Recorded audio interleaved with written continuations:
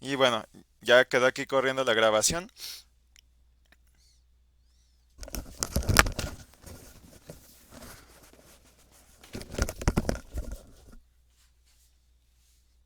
Entonces voy a pasarme para acá y vamos a comenzar platicando acerca de lo que es la manera en que se pueden particionar los MEMS en cuanto a la fabricación. Entonces, básicamente acá existen dos enfoques para realizar la partición de los MEMS, donde esta partición se refiere a separar el MEMS en distintos chips. Por ejemplo, que un chip contenga la parte de la electrónica y el otro chip contenga la parte de MEMS. A eso se refiere con este término de partición. Entonces la cuestión aquí es decidir si integrar o no la electrónica sobre el mismo chip.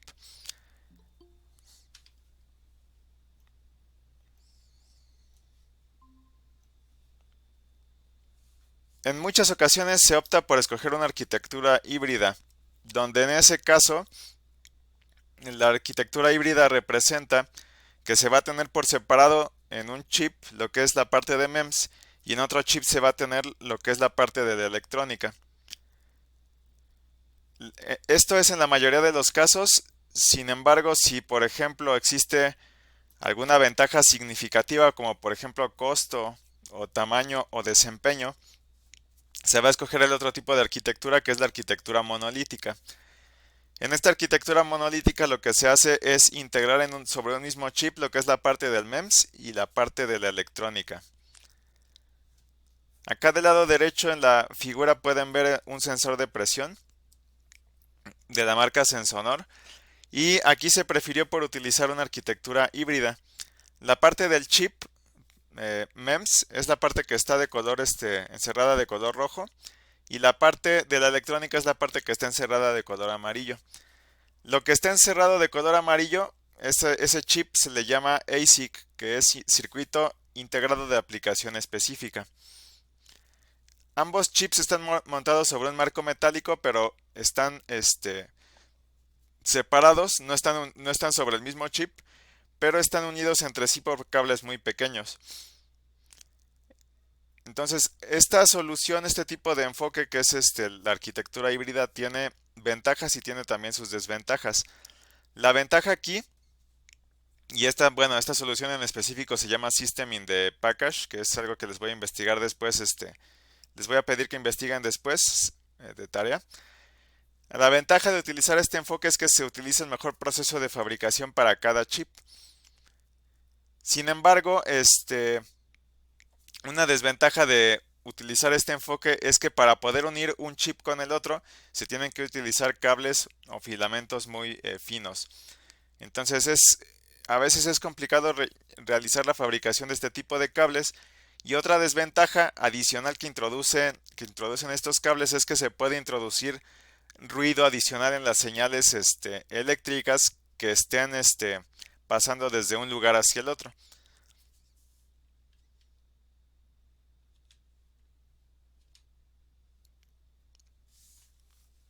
Bueno, hay una solución intermedia entre el enfoque monolítico y el enfoque híbrido. Y esta solución se le llama flip chip. Y bueno, trata entre comillas de reconciliar ambos enfoques de particionamiento. Aquí se siguen teniendo dos chips, perdón, donde se tiene por separada la parte de la electrónica, que es este circuito integrado que está aquí en la parte de la izquierda, de la parte MEMS, que es este chip más grande que está acá en la parte de la derecha. La diferencia, por ejemplo, con respecto al enfoque anterior, es que en el enfoque anterior se utilizaban cables para poder unir ambos chips. Aquí no, aquí para poder unir para poder transportar las señales desde un chip hasta el otro, se utilizan esferas de soldadura.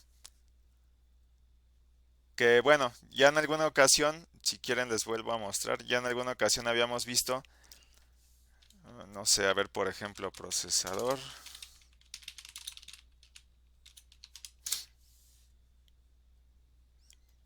Bueno, a ver si me arroja alguna imagen donde se puedan ver estas.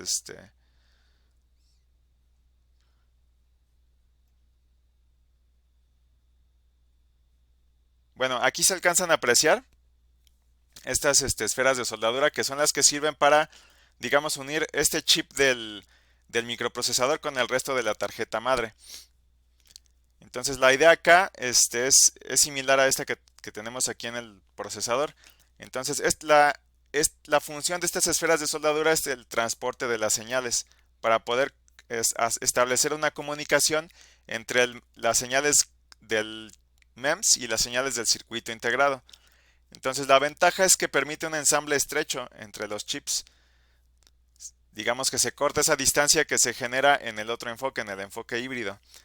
La desventaja es que esta técnica es una técnica más cara, y además de que es una técnica más cara, previene que que la inspección de lo que está en el MEMS sea más sencilla. ¿Por qué? Bueno, porque la, por la manera en cómo están unidos estos chips, es difícil acceder, es más difícil acceder a la parte del MEMS para poder hacer una inspección. Bueno, no sé si hasta acá tengan alguna duda o alguna pregunta. No, profe, por mi parte no. No, no, no. Ok, bueno, vamos a continuar entonces. La idea de particionar un MEMS de esta manera, por ejemplo, utilizando el enfoque híbrido, es que los diseños también se ven simplificados al momento de hacer esta partición. Bueno, este ejemplo que tenemos acá en la parte de la derecha es un sensor de presión.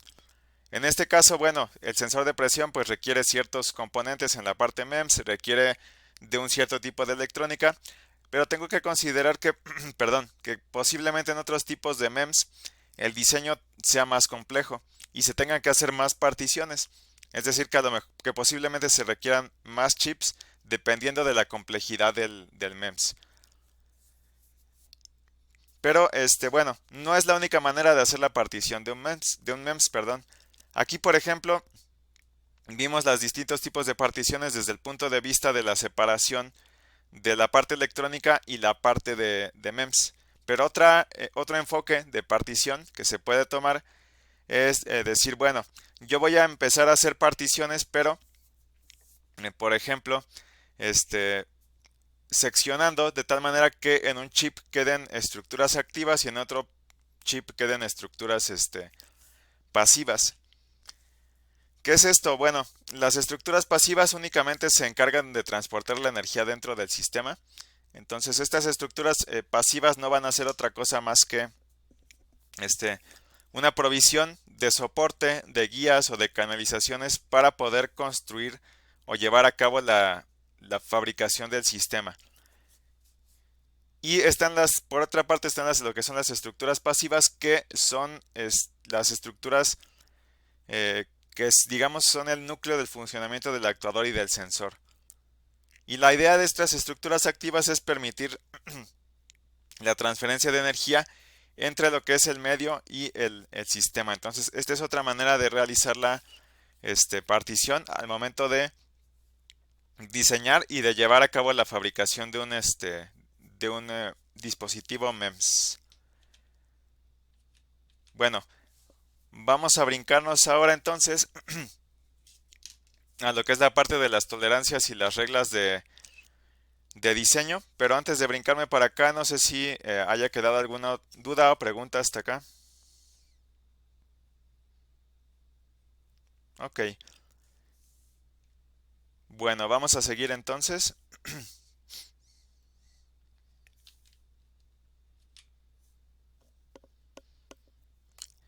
La idea de tener estas tolerancias de fabricación y reglas de diseño es considerar las limitaciones eh, en un diseño que se puedan tener debido a la tecnología de fabricación que yo tenga. La idea detrás de esto es la siguiente. Cada proceso de fabricación va a tener sus limitaciones. Es decir, que yo no puedo fabricar, por ejemplo, cualquier tipo de dispositivo, cualquier tipo de geometría o cualquier tipo de dimensión. Siempre voy a estar limitado por las características del proceso de fabricación que yo utilice en las diferentes etapas de fabricación del MEMS. Y que bueno, otra consecuencia de esto es que en cuanto al diseño, yo puedo diseñar, por ejemplo, diversos geometrías que al final me van a servir para realizar la misma función. No sé, por ejemplo, para sensar presión o para generar un sensor inercial como un acelerómetro, por ejemplo. Sí, bueno, sí es cierto que yo puedo diseñar distintos tipos de geometrías, pero hay algunas geometrías que van a ser mejores que otras, debido a las tolerancias que tengo en la fabricación. Hay geometrías que van a ser más fáciles de fabricar que otras geometrías.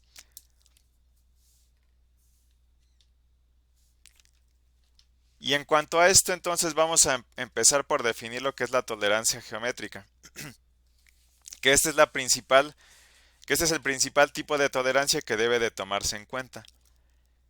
Entonces, no solamente vamos a estar limitados por lo que son los procesos de fabricación que elegimos, sino que también vamos a estar limitados por las propiedades de los materiales. Por ejemplo, vamos a estar limitados en cuanto a la resistencia mecánica de algún tipo de material que utilicemos. ¿Por qué? Bueno, porque dentro del proceso de fabricación pueden llegar a surgir ciertos esfuerzos que comprometan el funcionamiento del dispositivo. Entonces es otro aspecto que tenemos que tomar en cuenta. En cuanto a la tolerancia geométrica, esta tolerancia surge porque el ancho y el grosor de ciertas partes de la estructura van a tener variaciones que son inevitables, que vienen generadas en sí por lo que es el proceso de fabricación. Entonces, son variaciones aleatorias que yo no voy a poder evitar y que van a surgir necesariamente debido al proceso de fabricación. Entonces, la definición de esta tolerancia geométrica es el rango que puede tener una dimensión de una pieza que yo estoy fabricando. Y existen tres tipos de tolerancia de fabricación. Puede ser que se midan entre diferentes posiciones de una misma oblea.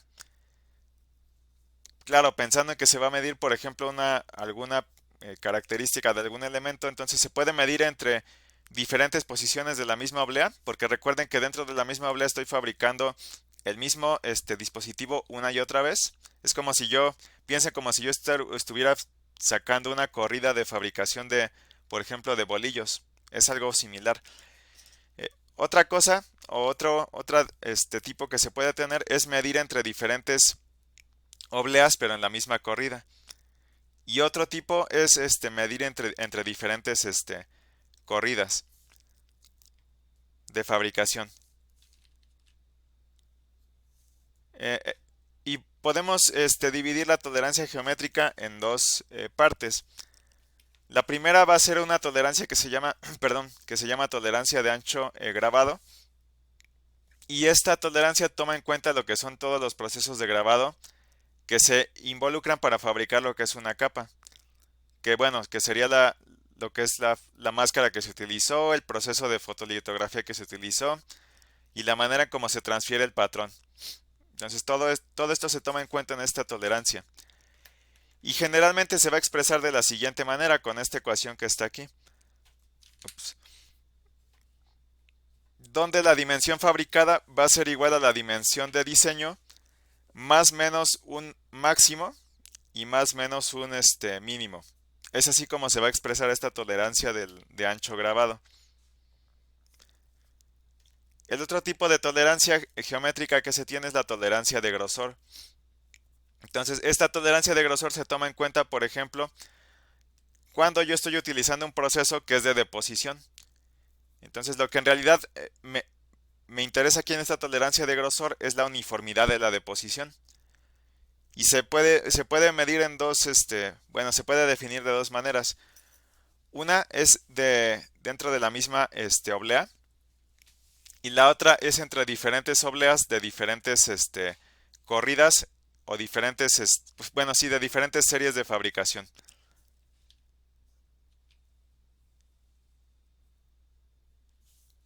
Vamos a poner aquí un ejemplo. La tolerancia de grabado típica utilizando fotolitografías de más menos 5 micrómetros. Entonces, tomando, por ejemplo, vamos a tomar un proceso de fabricación. Vamos a tomar el proceso Bosch, que es un proceso que está basado en el crecimiento epitaxial, donde si recuerdan, ese crecimiento epitaxial lo que hace es tomar la estructura que está en el sustrato y crecer una capa que tenga características parecidas en cuanto a la cristalografía.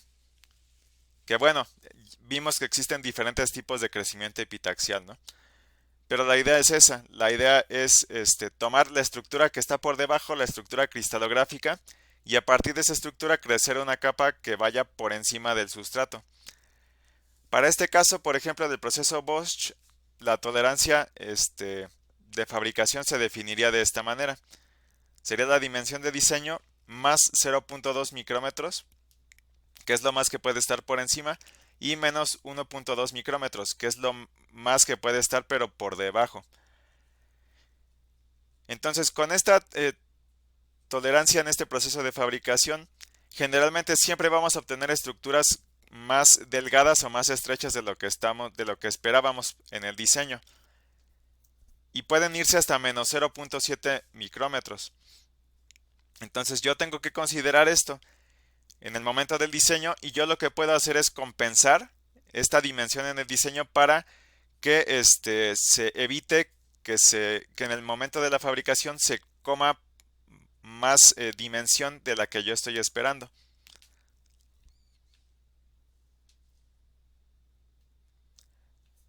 Para el otro tipo de tolerancia puede variar entre más menos 2% para las mejores técnicas de fabricación que se tienen, pero puede, por ejemplo, variar hasta 10% si se utiliza algún proceso de pulverizado para depositar alguna capa. En este sentido, si recuerdan, vimos lo que son procesos de deposición química y procesos de deposición física.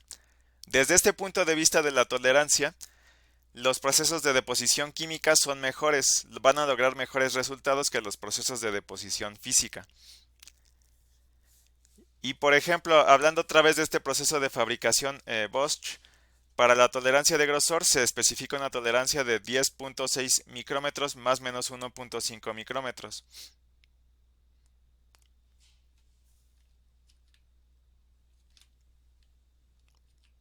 Bueno, no sé si hasta acá hay alguna duda o pregunta.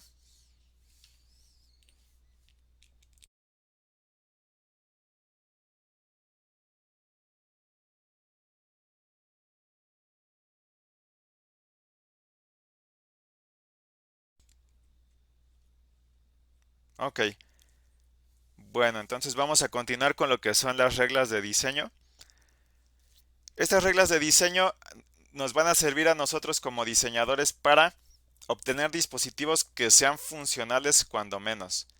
¿Sí? Garantiza que funcionen, no precisamente que funcionen tal y como fueron diseñados, pero sí que funcionen. Bueno, esto es debido a que existen todas estas tolerancias que vimos hace un momento.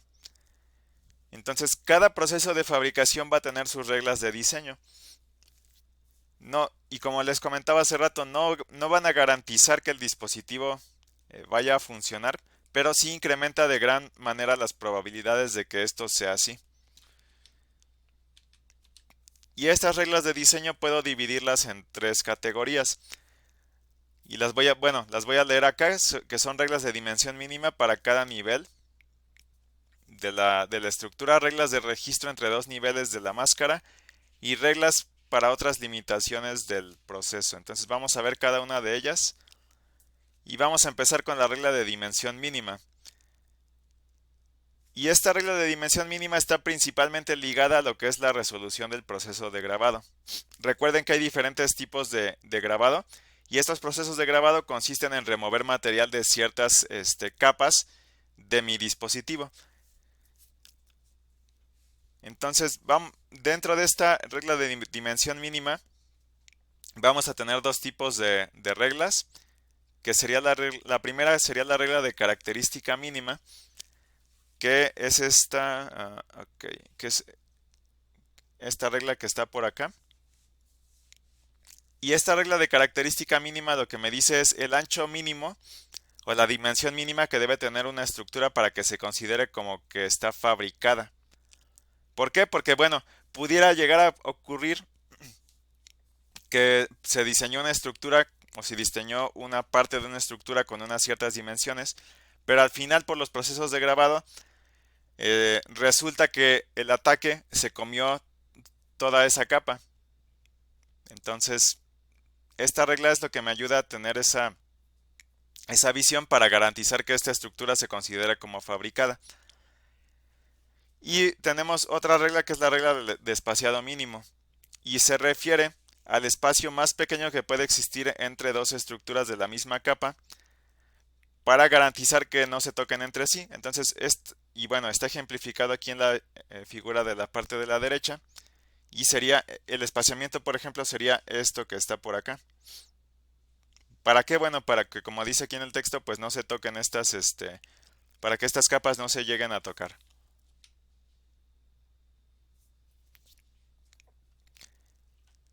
Y bueno, obviamente para estas reglas de diseño,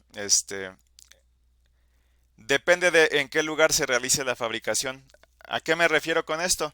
Que bueno, obviamente es muy diferente de llevarme a fabricar un dispositivo MEMS a por ejemplo, un cuarto limpio que esté eh, vamos a pensar en un ambiente académico, si es que, por ejemplo, algunas universidades lo tienen, que bueno, ya vimos cuáles son las implicaciones de estos cuartos limpios, que son realmente caros de mantener, entonces no cualquier institución pues se puede dar el lujo de tener uno, ¿no? Entonces, pensando en un cuarto limpio dentro de un ambiente académico de una institución académica, esta regla de característica mínima o de espaciado mínimo es de 2 micrómetros. Es muy raro que se lleguen a alcanzar un micrómetro. ¿Por qué? Porque bueno, en el ambiente académico pensemos en que estas instituciones están limitadas en cuanto a los equipos de fabricación que pueden adquirir o que pueden mantener. Entonces, esto al final de cuentas impacta en estas reglas de fabricación. Entonces no puedo irme más abajo de 2 milímetros precisamente por todas estas limitaciones que tengo por el lugar en el que estoy fabricando. Desde luego que esta regla de dimensión mínima o de característica mínima llega a ser más grande que por ejemplo en la fabricación de circuitos integrados. Y por ejemplo el grosor de la capa que se utiliza en los MEMS previene que las estructuras sean mucho más pequeñas que un micrómetro. Entonces se puede llegar a mejorar esta regla de dimensión mínima si por ejemplo yo me voy a otro ambiente que ya no sea un ambiente académico y si se empiezan a meter otros procesos de fabricación, pero que ya tienen que ver con procesos más finos como pueden ser nanolitografía, que bueno, ya involucra desde luego que los equipos de fabricación sean mucho más caros. ¿Por qué? Porque la precisión se tiene que ver incrementada. Entonces, esto va a empezar a incrementar otros costos y pues como les comentaba hace rato, no cualquiera puede darse el lujo de implementar estos procesos de fabricación. Esto de nanolitografía cuando hablamos de nanolitografía ya nos vemos involucrados en procesos que son industriales. Bueno, otras reglas de diseño van a ser las reglas de registro. Y estas reglas de registro se refieren a la alineación que va a existir entre diferentes capas de mi dispositivo. Y de hecho existen cuatro reglas de registro. Y la idea de estas reglas de registro es ayudarme a asegurarme que los patrones que yo fabrique en distintas capas de mi dispositivo estén en la posición esperada unos con respecto a los otros. Entonces vamos a ver estas reglas de registro. Existen 4 tipos de reglas de registro y están indicadas acá en la figura que ven en la derecha. Y el primer tipo de regla de registro es la regla de enclose, donde la idea es que esta regla de enclose me asegure que el patrón en la capa 1, donde la capa 1 va a ser esta capa que tiene un color gris más claro, encierre al patrón que está en la capa 2. Esa sería la primera regla de registro. La segunda sería una regla de espaciamiento, esa regla de lo que se encarga es de asegurar que un determinado patrón en la capa 1 no entre en contacto con otro patrón que esté en la capa 2. La tercera regla de registro es una regla que se llama cut in, perdón, y esa regla me va a ayudar a asegurarme que el patrón de la capa 1 termine bajo el patrón de la capa 2. Entonces voy a pasarme para acá para la figura. Y el ejemplo de esto sería esta estructura que está por acá, donde esta parte, perdón, esto que está en este rectángulo, esto que está por acá, está en una capa que está por debajo. Este pertenece a la primera capa. Entonces esta regla se supone que me va a ayudar a asegurarme a que esta estructura que está en la capa 1 quede con una determinada dimensión por dentro de la capa 2. Y la regla de diseño perdón, de registro número 4 es es como que a la inversa de la regla número 3. Esta regla se llama cut out y esta regla me va a ayudar a asegurarme que la estructura que esté en la capa 1 quede con una cierta dimensión por fuera de lo que es la capa 2. Y bueno, con esto terminamos esta parte de reglas de registro y con esto vamos a terminar también esta sesión. No sé si hasta acá tengan alguna duda o alguna pregunta.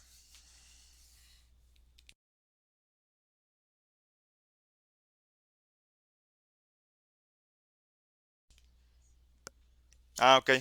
Bueno, lo vuelvo a explicar.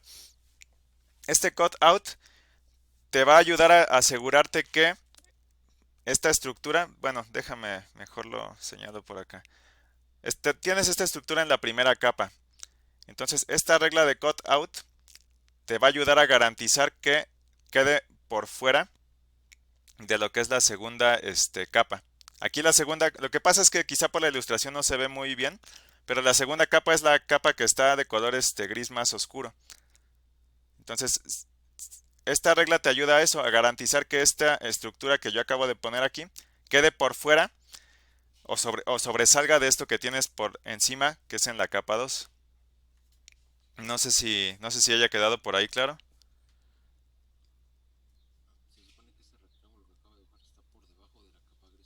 Ajá, sí, se supone que sí, es que te digo, por la manera en que está la ilustración quizá no se ve muy bien, pero sí es así como lo comentas. Ok, perfecto. Bueno, no sé, ¿hay alguna otra duda o pregunta hasta acá? ¿Solamente era eso? Ok, ok, perfecto. Bueno, entonces voy a pausar hasta acá la